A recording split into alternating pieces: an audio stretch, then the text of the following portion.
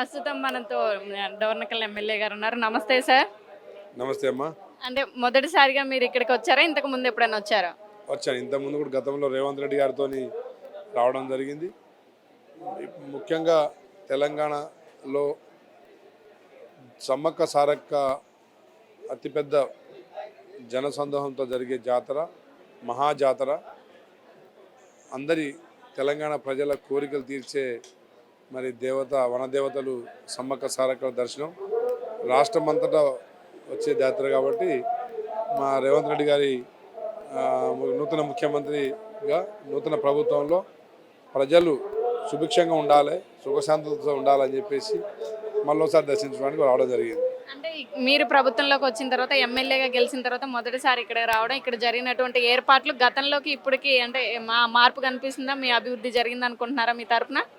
తప్పకుండా గత రాష్ట్ర ప్రభుత్వం తూతు మంత్రంగా జాతర నిర్వహించేవారు. కానీ కాంగ్రెస్ ప్రభుత్వం వచ్చిన తర్వాత 110 కోట్లు కేటాయించడం జరిగింది.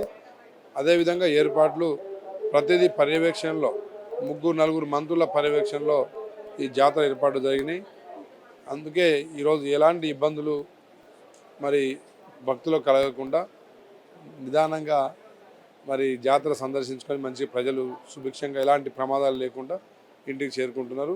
ఇది కాంగ్రెస్ పార్టీ నూతన ప్రభుత్వం ఏర్పాటు చేసిన వసతుల వల్ల అని చెప్పి నేను తెలియజేస్తున్నాను. ఇప్పుడు సీఎం గారు వచ్చారు, ఇక్కడ ప్రెస్ మీట్ కూడా జరిగింది, మీ అందరితో పాటు మీటింగ్ జరిగింది. ఇక్కడ జరిగే అభివృద్ధి కార్యక్రమాలకి ఇంకా ఏమన్నా అంటే ప్రభుత్వం తరపున అధికారికంగా అభివృద్ధి ఉంటుందని చెప్పారా?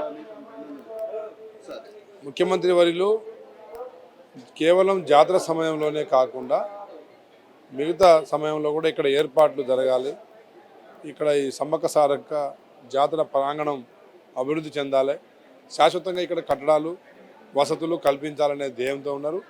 అది మాట కూడా ఇచ్చారు. తప్పకుండా నాకు తెలిసి వచ్చే జాతరలోపు తప్పకుండా ఇక్కడ చాలా మార్పు జరగబోతుంది. అంటే ఇప్పుడు వచ్చినటువంటి భక్తులు చాలా మంది ఇక్కడ వాష్రూమ్స్ కానివ్వండి, వాటర్ అనేది ఫెసిలిటీ లేదని ఇబ్బంది పడుతున్నారు. మరి దాని మీద దృష్టి సారించారా?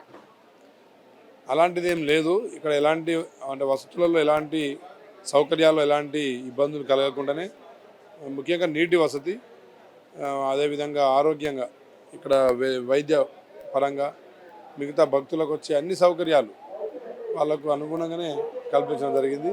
ఎలాంటి లోటు లేకుండా మా సీతక్క గారు పర్యవేక్షణలో మంచిగా జరిగింది. చూస్తున్నారు కదా, ఈ రోజు జరిగినటువంటి మేడారం మహాజాతరకి సమ్మక్క గద్దెల మీదకి రావడం, వనదేవతలు ఇద్దరు కూడా ఆ గద్దె మీదకి రావడం అయితే జరిగింది. అమ్మవారిని దర్శించుకోవడానికి సీఎం హోదాలో రేవంత్ రెడ్డి గారు రావడం, ఆయనతో పాటు మంత్రుల బృందం అలానే ఎమ్మెల్యేలు కూడా రావడం జరిగింది.